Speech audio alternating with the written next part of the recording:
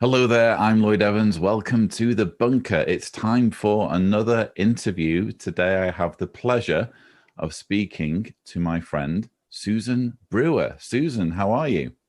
I'm doing really well, Lloyd. How are you today? I'm very well. Obviously, you and I are in touch quite a bit because you are a patron of my work. But before you became a patron, you had a really interesting story, and I'm quite anxious to delve into it. I obviously don't get to speak to that many people who became witnesses well into their adulthood, and I know that applies to you. hmm It does indeed. I was 62 before I began studying. Sure. So, yeah. And what was it that appealed to you about the Jehovah's Witness religion, if you don't mind me asking? The promise of being reunited with my dead loved ones at resurrection. My sister, with whom I was very close, had recently passed away with cancer that had reoccurred after 10 years of being cancer free. My mother had died, both my brothers. I'm the baby in my family. So that promise of being reunited with my loved ones was the big one. Sure. And, it's easier to say with hindsight, but, it seems a fairly obvious case of exploiting a situation when you were emotionally compromised by, tragedy after tragedy. Coincidentally, at the same time, my husband and I were having a bit of a rough spot in our marriage. And the friend I was working with, who became my Bible teacher, was aware of all of this. So, and by the way, my husband and I are great. 20 years in, Sure. we're doing great. Um, that also, Lloyd, was my biggest heartbreak too. When I began to wake up, was the realization that I would not be reunited with my loved ones. So, That's difficult to come to terms with, irrespective of how you get involved with the religion, whether you're born in or whether you're recruited as an adult. That promise is very compelling, isn't it? But it's not, it's a check that can't be cashed. Um, but yeah, I can understand why that would be an appealing promise. So if you could just kind of give us a bit more background with your life before becoming one of Jehovah's Witnesses. You explain a little bit of tragedy along the way. Um, I know that there was something that happened earlier on in your life that kind of has a bearing in the way you feel about the way the organization is dealing with things now. Would that be fair? absolutely fair. And I had hoped that we would touch on that at some point during the interview. So if you Um, don't mind sharing what you feel comfortable sharing. in the early 1960s, after my father had passed away when I was 3.5 years old, my mother met a man who, at the time, I thought he was my stepfather, but he actually turned out just to be her boyfriend. And from the time I was 6 until I was 8, I was sexually molested and abused by a 36-year-old man, and never told anyone because he told me if I told anyone, he would kill my mother. Um, I also saw him beat her um, very badly. I can remember one night her gathering me in her arms. She was in PJs with blood streaming down her face and running to the car and locking the doors while he was beating on the car windows, threatening us. And we escaped. We escaped. And then, unfortunately, a few years later, she met another man who was the same. And we escaped that. And life went on and actually was pretty good through my teenage years and young adulthood. But I began having nightmares that I couldn't explain. They were quite disturbing. So I sought counseling, and it turned out that it was all about that, the trauma of all of that. And I'm okay now, pretty much, except I do have a very strong issue with the Watchtower Bible and Tract Society and their policies regarding child sexual abuse. Well, that's understandable, and the circumstances surrounding your awakening are also linked quite closely with that whole issue. But I think it's helpful for the viewers. I mean, obviously, your abuse happened outside of the context of the handling by Jehovah's Witnesses of child sex abuse, because it would be decades before you would encounter Jehovah's Witnesses. But I think it's important to get the perspective of you as an abuse survivor, irrespective of how or where the abuse happened in terms of Jehovah's Witnesses, because it's useful to learn how the abuse impacts you for life, essentially. And that seems to be what you're describing. You're clearly in a good place now, but it would be fair to say that it had a deeply negative effect on you. Indeed, Lloyd. I'm 70 years old now.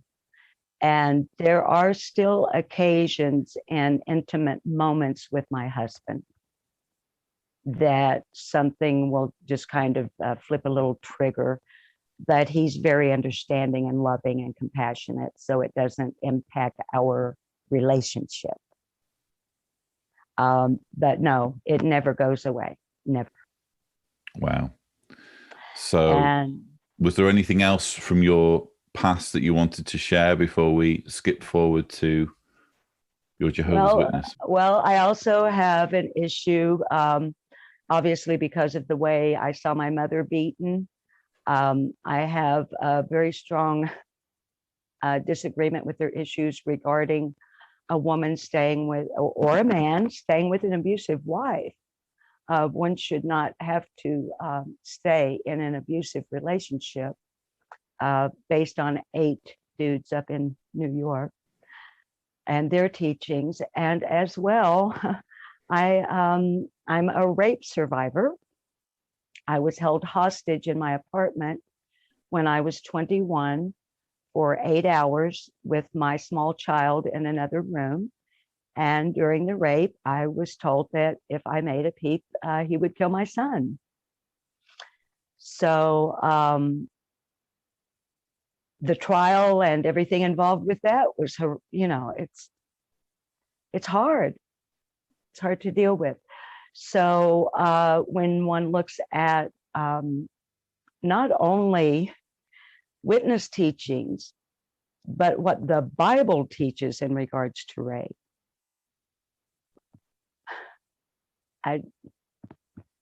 I don't even know what to say sometimes, Lloyd. I'm just bereft of words on occasion when I address these issues, because I don't want to use language that will get your channel pulled off of the air.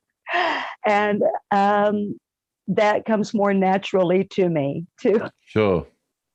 Well, as I continually say, we're not the BBC, but however you feel comfortable relating your story. But no, that's a tragic account, and it's one of those situations where you just shudder to think what that sort of ordeal would be like. But whereas perhaps some are indifferent to the plight of others when it happens to them, it's obvious that this situation or these experiences that you've had have only made you more empathetic to the plight of those where these ordeals are compounded by the way the situation is handled by elders. Yes. When we fast forward to my 8-year witness experience, the trial that took place here in regards to child sexual abuse in Roderick Watkins, I sat through every moment of that trial, and it was horrific because I was friends with these families, Lloyd. I knew the parents very well. Sure. I do just need to introduce that story, though, because obviously my viewers might not understand what we're talking about now. So Roderick Watkins was, to date, the most prolific sex offender in the Jehovah's Witness religion that we know of, at least. And he was an elder in your congregation, coincidentally. Yes. And it was during the trial of Roderick Watkins that you came into contact with individuals, or a mutual friend even, that helped point you in the direction of a more objective opinion regarding the organization. Would that be fair? Yeah, he talked to me about some dude named John Cedars. He being And Mark ODonnell. he being John Redwood. Yes, he being Mark ODonnell. Yeah. Yeah. Okay. So. And just, talk us through the build up to the trial, because you mentioned you'd been a Jehovah's Witness for 8 years by this point. So 8 years is plenty of time to be, deeply committed to the religion, to the point where you perhaps buy into this idea that Satan's world is out to get God's one true organization, and they will exploit any opportunity and lie if necessary to, I think they call it, frame trouble by law or whatever. So how did you first come to learn about what Roderick Watkins had been doing, and what was your attitude going into the trial? I have remitting relapsing multiple sclerosis, which from time to time would interfere with my ability to attend meetings. And after a midweek meeting, which we had on Thursdays here, the young lady who used to be my best friend and had been my Bible teacher came to check on me the next day. And we're just standing in my kitchen chatting like chicks do. And she said, Susan, did anybody let you know that Roderick Watkins was disfellowshipped last night? I was rendered speechless. My jaw dropped to the floor with a what? How could that be? He was, charismatic, and he was a leading elder. He had given not the baptism talk, but the Saturday afternoon talk at the convention where the weekend I was baptized in 2016 in Little Rock, Arkansas. He had been a Bethelite, involved in the production of dramas, and I believe he had actually appeared in a drama. And just this, really outgoing, kind of happy-go-lucky elder, very well liked and respected. So I could not imagine why the hell Roderick Watkins would be disfellowshipped. As you know, Lloyd, and any witnesses or ex-witnesses watching will know, we're not told why one is no longer a witness. It's merely announced from the platform, so-and-so is no longer one of Jehovah's Witnesses. So, okay, yada, yada, time goes by. And I want to be careful not to say names. Mm-hmm. The father of one of the boys who had been molested, and I were very good friends, and I was outside working a flower bed, and he pulled up to my driveway. So we began friendly conversation, but I could tell that he was not in his normal headspace.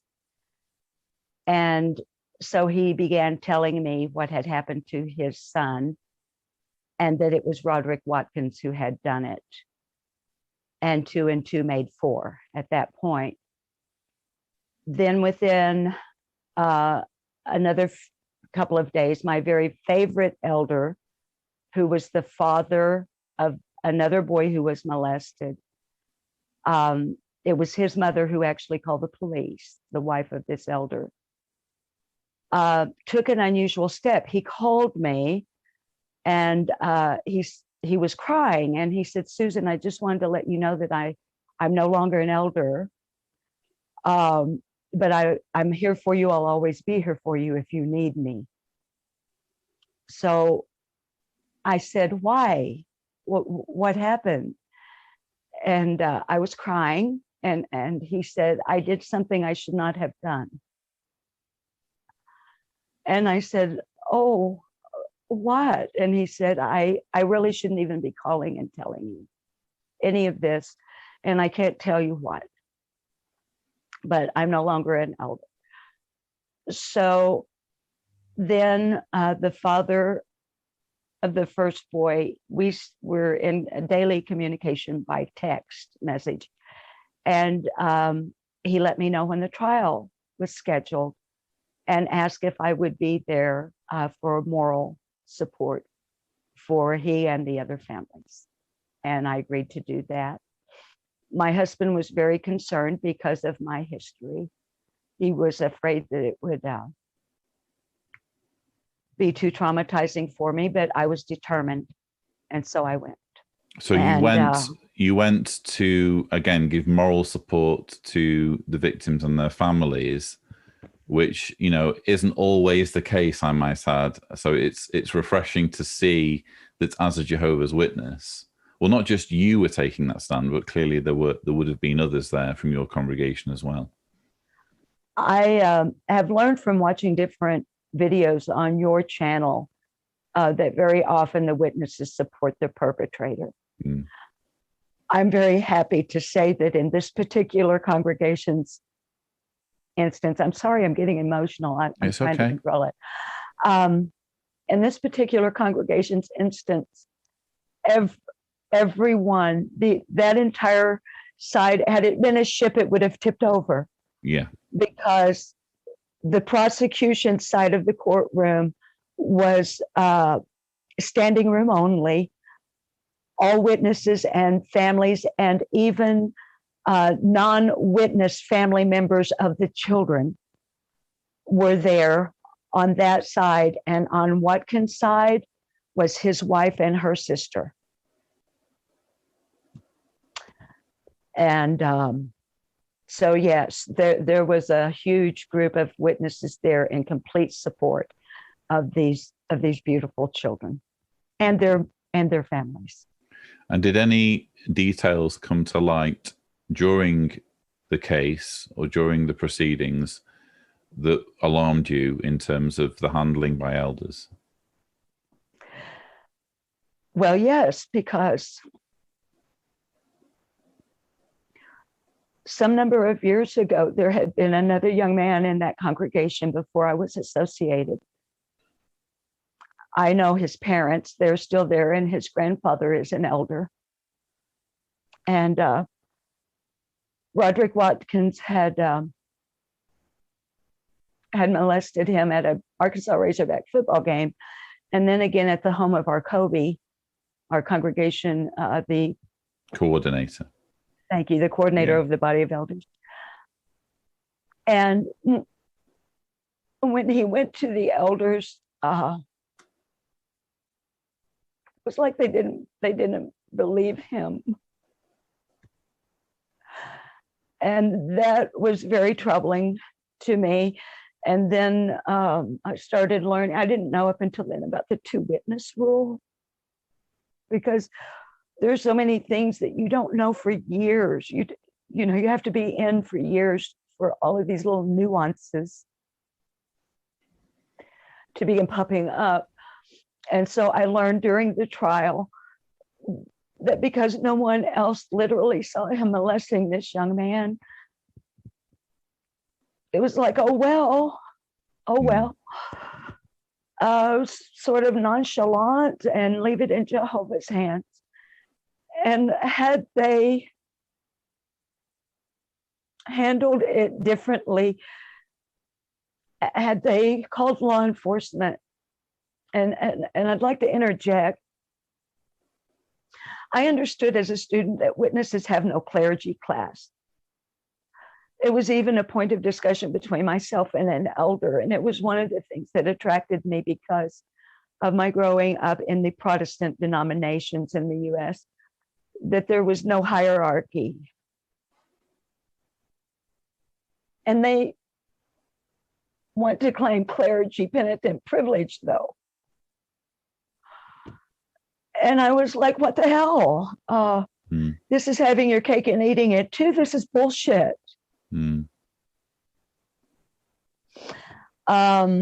So, they're clergy when they want to be, and when they're not. So I'm so sorry that digression made me lose my train of thought. Where were we?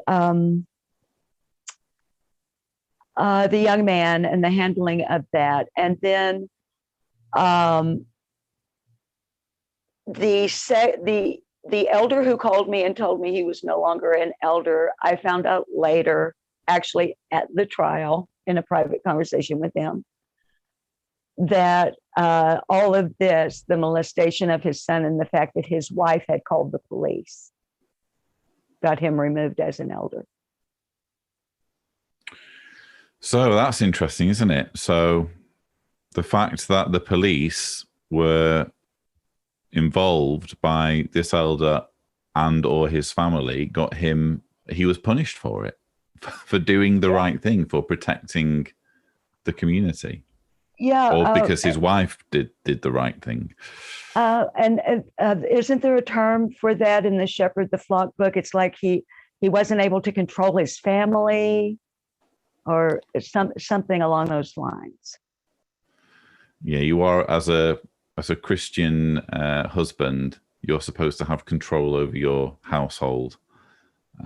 So yeah, gosh, I mean, goodness knows the ins and outs of how that situation was dealt with, but it certainly would chime with what I've heard and the way things have been handled in other cases. And I might just add that, just to spare you from going through all of the ins and outs of the case, we obviously did a Watchtower In Focus on the Roderick Watkins case.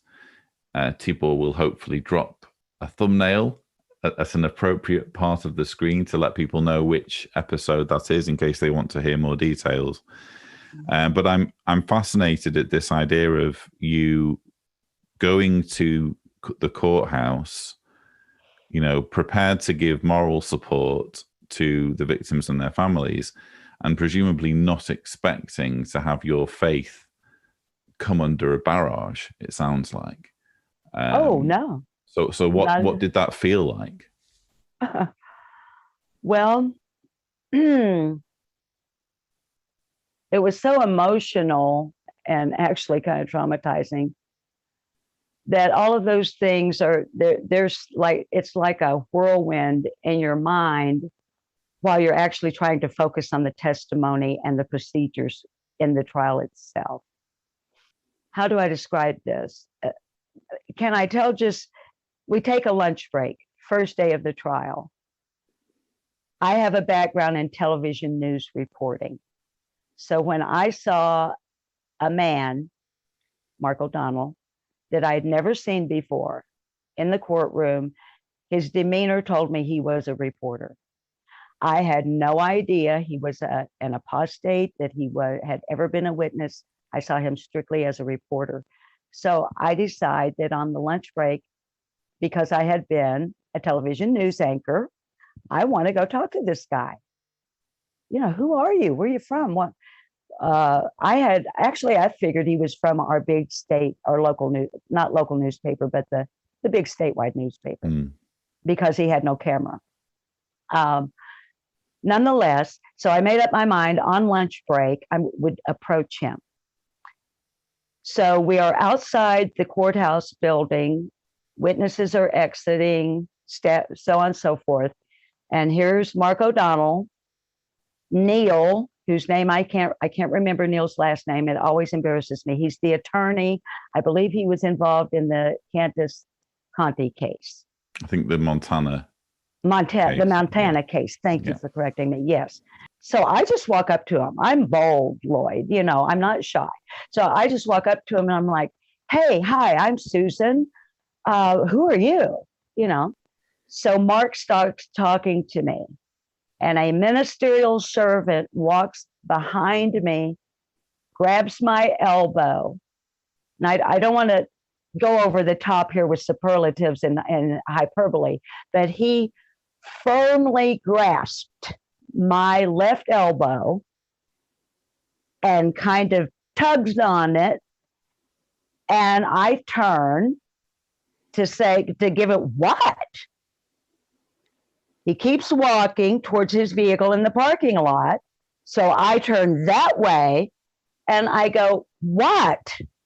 And he says, yelled at me across the parking lot in front of everybody, don't be talking to apostates. And he, well, this is a first of all, ministerial servant. I mean, this would be odd behavior for an elder, but I would suggest that this is going a bit above the pay grade, so to speak, of a ministerial servant to be doing that. Okay, so I'm not knowing. I've never been in this situation, but I can tell you this. I am not a woman that you boss around. And so what he did was, and anytime somebody pulls some little shenanigan like that, I want to know why. I have always been a why person. Investigate and research my whole life, which I still can't figure out how I became a witness with that in my background. But still, so I look at Mark and I'm like, what? And Mark said, we'll talk later, just go ahead and go to lunch. Because he could sense that I just want to chat, right? So, okay, Lloyd, in the US, we have I can't tell you the footage or anything, but a standard city block. I live 8 city blocks from the courthouse. I'm driving home for a lunch break. My phone rang 4 times, every time an elder, and my text messages went off 3 times in an 8-block drive. Now, I'm not answering them because I'm driving and it's illegal, which whatever happened to respect the superior authorities, but nonetheless, so I get home and I call the ministerial servant who grabbed my elbow. And I said, and I said, hell. I said, what in the hell is this? What is going on? He tells me those were apostates I'm talking to and yada, yada, yada. And I'm like, I played dumb because at this point, now I'm really determined I'm going to talk to this guy, this Mark ODonnell, whose name I don't know yet. So have a little bit of lunch, freshen up the makeup, go to the ladies' room, head back to the courthouse. Now, I honestly, and maybe Mark would remember at some point, but I honestly don't remember how we did it, but I slipped him my telephone number. After Mark's used to ladies slipping him their telephone number, I'm sure. Well, and on one of the last days live streams, you may recall that Kimmy was teasing that I text with Mark all the time, you know. So anyway, so he gets a hold of me. He comes. We live in a small town, less than 7,000 people. So he comes over after dark to my house. And we have coffee, we have cats in common. So we have this wonderful conversation. And mostly he's talking to me like a reporter would talk to someone that might have a little bit of knowledge about what they're covering. As he's getting up to leave, he says, have you ever heard of Candace Conti? And I said, nope, got no idea what you're talking about. And he said, well, I've got this friend, John Cedars, and he has a channel on YouTube. And he said, he said, we're going to be doing a program on this trial. And he said, but if you get a chance and, go watch that. Well, at that time, I did not have unlimited data on my device. And so I never did. Life goes on. You go back to being a witness. I was a dedicated witness, Lloyd. You know, I'm out there in service. Yeah, I'm doing everything. Even when I'm in my home by myself, I'm controlling my own thought patterns. There's something okay. So then COVID comes and Zoom meetings. And Kobe wants Sister Brewer to have unlimited data so she can be at the Zoom meetings. I explained to him I can't afford it. So after some discussion, he talked me into it, letting him pay for it. I'd been in touch by text with Mark and by phone, off and on a casual basis in the interim. So this one day, I was like, what was that channel? What was that channel? What was that? And I wonder if they've done that show on Roderick Watkins yet, because months have passed. So I get a hold of Mark, and he tells me how to find you. Now, at the time, they had taken you off YouTube, so I had to watch you on Twitch. Because you've been a bad Susan, boy. when you say they had taken you off YouTube, I should just clarify to my viewers. I was going through a temporary live streaming ban because I very naughtily live streamed or attempted to live stream a Gilead graduation. Because so you very cheekily thought you could get away with. Indeed. So just to add some context there, please proceed. So I'm a total techno dummy. I mean, I'm an idiot, right? I'm not kidding you. So I finally figured out how to get Twitch, and I finally figured out how to find the John Cedars channel. And then I go through all of this, and I finally find Watchtower in Focus, the Roderick Watkins trial. And I say, and I'm not kidding you, my hands are like this. I'm trembling all over. I'm like, oh my God, somebody's going to find out. I'm in my house by myself in my bedroom, Lloyd. And I'm convinced somebody's going to, like, maybe the governing body's tapped into my phone. I mean, just bizarre kind of paranoia that I'm not accustomed to. So I find you, and I find that Watchtower in Focus, and I go into it with this attitude. I'm like, oh, this guy's an apostate, this John Cedars. He's one of those lying, conniving, feasting at the table of demons, mentally diseased. He's just a sick puppy. And this is just going to be a train wreck that I'm going to enjoy watching. Mind you, I'd sat through every single moment of that trial, and every word that came out of Mark ODonnell's mouth was absolutely 100% factual. He did not characterize it, mischaracterize it. Your demeanor was dignified, professional, responsible. I didn't see any demons. I didn't see hellfire flames shooting out of your ears.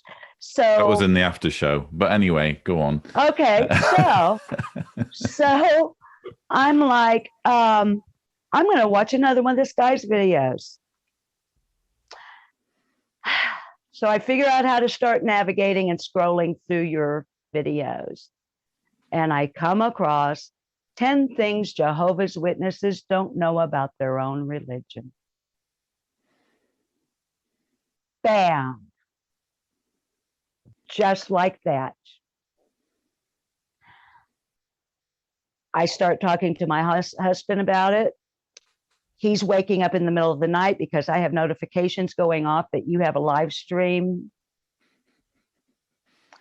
I watched every single video you put up, every single one, all the way back to where you're this kid sitting in an unfinished basement with the furnace behind you, I think it was. You were consistent. You were factual. You were truthful. And you backed up everything you said with their literature. So my respect for you and your channel began to grow. And at some point, did you have Stephen Hassan on your channel? He's been on 2 or 3 times, I think. Okay. He's been on a Watchtower In Focus most recently. Yeah. So now we're at the stage that I'm awake, but I want it to be true. I don't want all that to be lies. I've got the sunk cost fallacy going on here.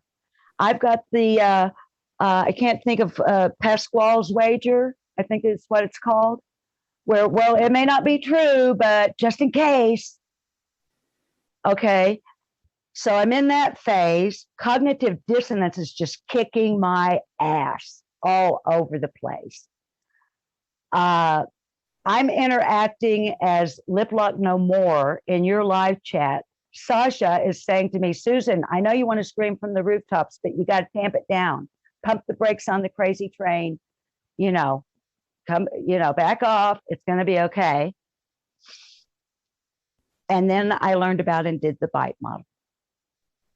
It was a Sunday morning. I had the Zoom meeting going on my tablet with the camera and the mic off, while the moderator of the meeting is continually sending me a message to turn my camera on. And I'm getting more and more angry. At the same time, on my phone that you and I are on right now, I'm watching a show with you and someone talking about the bite model. So then I go and I find the article that Kimmy O'Donnell wrote about the bite model. Because I'm like, I want to find out everything about this I can. And I don't recall if it was on JW's survey, now JW Watch, or maybe it was the Atlantic. I'm sorry, I don't recall, but she did an article where she did the entire bite model and analyzed it. My husband was sitting in his easy chair reading the Sunday morning paper, and I went into hysterics. I did the bite model. I walked out trembling, and I said to my husband, oh my God, I'm in a effing cult.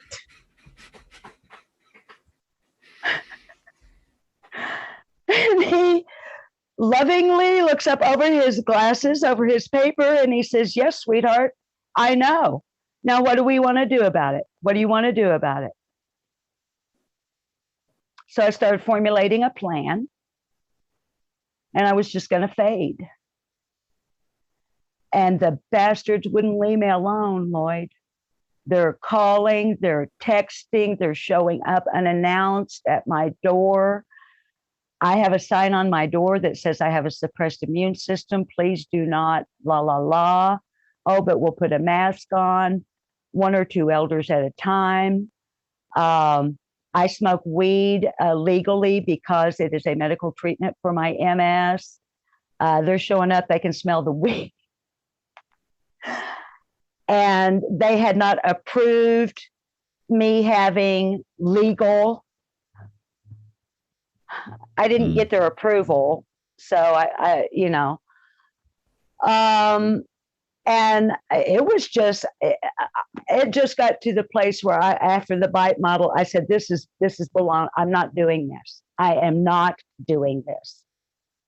So I started formulating based on my research, my disassociation letter, which I wrote and submitted July 1st of 2020.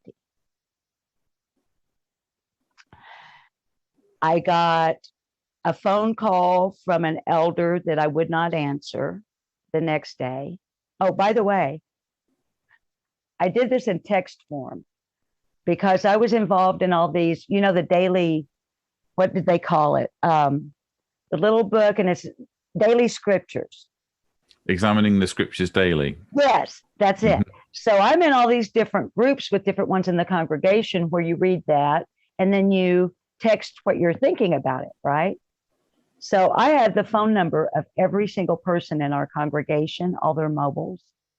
So I wrote my DA letter and I listed all of my reasons, and I pre-scheduled it to send at noon on July the 1st to every single member of the congregation. Because I wasn't going to have them getting up on the stage and saying, Susan Brewer is no longer one of Jehovah's Witnesses. You didn't want them to assume that you'd been disfellowshipped for something. You wanted it to be clear that you'd made the decision. Yeah. Absolutely. Okay. I also am one of those kind of people that you can't fire me because I just quit. Mm-hmm. I like to be in control of what's that of my life, which I had not had control of for about 8 years. I am now realizing. But so it goes out. Then Immediately, I get a text from a sister here in town saying, "This is a joke, right? You're punking me." No, it's not. A sister in St. Louis, Missouri. "What's happened? Are you kidding? Is this a joke?" No, it's not. The person who was my teacher calls me on Duo, and I'm not in an emotional place that I can talk about any of this because I'm angry now. I feel like an idiot. I feel like I'm an intelligent woman who's had the wool pulled over her eyes. What the hell, Susan, were you thinking? How did you come to be? So I keep declining her calls, and I text her and say, "I just don't want to talk right now. I'll call you tomorrow," which I did. We spoke on Duo for about an hour. She completely blamed herself, that she was not strong enough to keep me in the truth. And she must have been a rotten teacher, and she must have been a bad friend. And she was none of that. Actually, she's a wonderful person who has to completely shun me now. And she was my best. She's young enough to be my daughter, and she was my best friend. An elder that they thought I might talk to called, and I sent him a text saying, I don't want to talk to you people. So then he sends me a text saying, "Your text in reference to disassociating from Jehovah's Witnesses was not definitive." What part of "I quit" don't you understand? Wow. What is not definitive about bullet points 1 through 13? Yeah. Faulty timeline reasoning, 607 teaching, secret child sexual databases held at the branches, the 2-witness rule, Beth Sarim, the NGO with the United Nations. I just listed them, bam, bam, bam. And I began it with a paragraph that said something like, anytime the words could be, might be, apparently, evidently, you get the gist of it, on and on. I said, anytime words of that nature are used, anything and everything that follows it is a presumption, in my opinion. Yeah. Okay. Yeah, they use words very cleverly to disguise the fact that they really don't have a clue, and they're making it up as they go along. Yeah. Exactly. Well, I had noticed in the Watchtower and other literature an increased use of that verbiage. So I said in my opening paragraph of the letter, I had noticed these words, and that I now had come to a place that everything that followed it was a presumption of the governing body, since they had especially declared themselves as uninspired. So I just texted the guy back and said something like, look, it was definitive. My decision is final. Do not contact me again. So, but there are JWs that will drive down my road, Lloyd, and they literally put their hand up like a blinder on a horse if they see me outside. It's their policy, not mine, but it hurts my feelings. And would you say that your mental health has improved since you made that stand in July? Yes. And I'll have days that I think I'm completely over it. And like my life before has returned. And something weird will happen. Like I'm watching a news report the other day on a major media outlet in regards to American politics. And the correspondent, in context of her report, used the phrase governing body.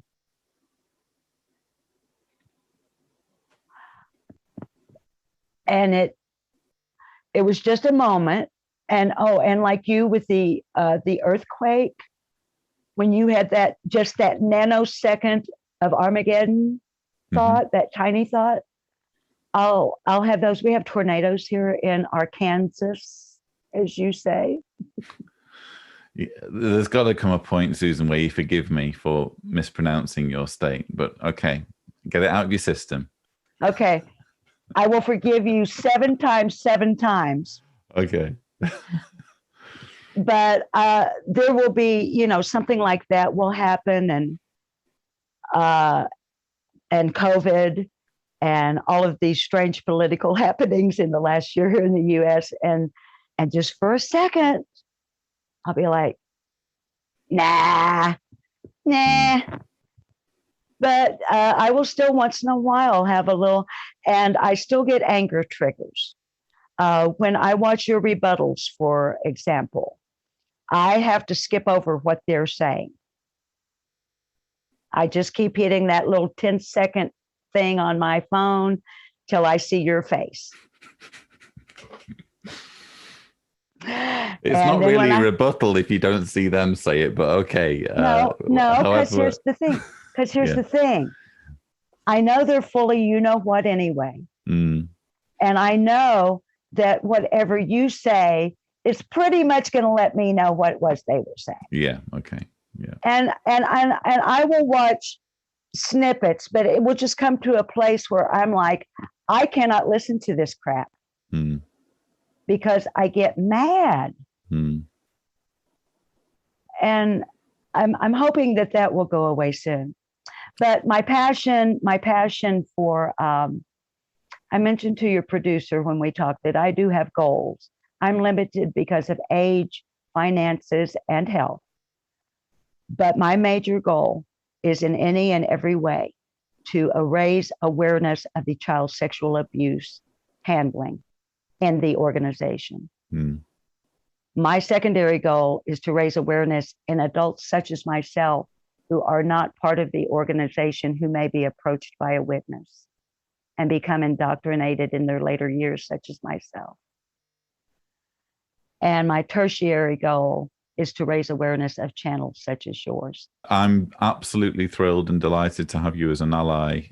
Susan, you are a wonderful supporter of my work. It's wonderful to see your passion. And again, this isn't just simply righteous indignation. This isn't just simply, pursuing some kind of vendetta. There's empathy here because you've been on the receiving end of some truly traumatic experiences in your life, and you want to stop these things needlessly happening or being facilitated in the organization you've just left. So I really do admire your passion in your activism, in, like you're saying, in whatever limited way you can do activism, it's still activism, it's still making a difference. So I really do admire that. Well, I admire your passion, and you, your work has made such a positive and tremendous difference in my life, Lloyd. And I want to thank you for helping me to wake up. You said one time that that like a fireman, you're there to help us put out the fire, but you're not there to help us build the new house. And I have so much respect for that. And you described it in a fashion that you built a bridge. And you built that bridge, and you gave me the courage to take the steps to walk across it. And I am eternally grateful. I am proud to be a patron of your channel. I am very proud to support your work. Got your back all the way, bud. Thank you. And I'm proud to have your support.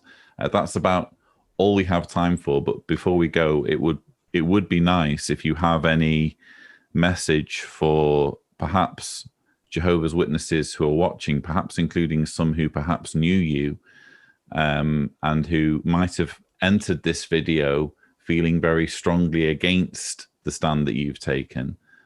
If either they are watching or any other Jehovah's Witnesses are watching who might be on the fence, what would your words be to them? Any who might be watching who know me I would want them to know that I still love them.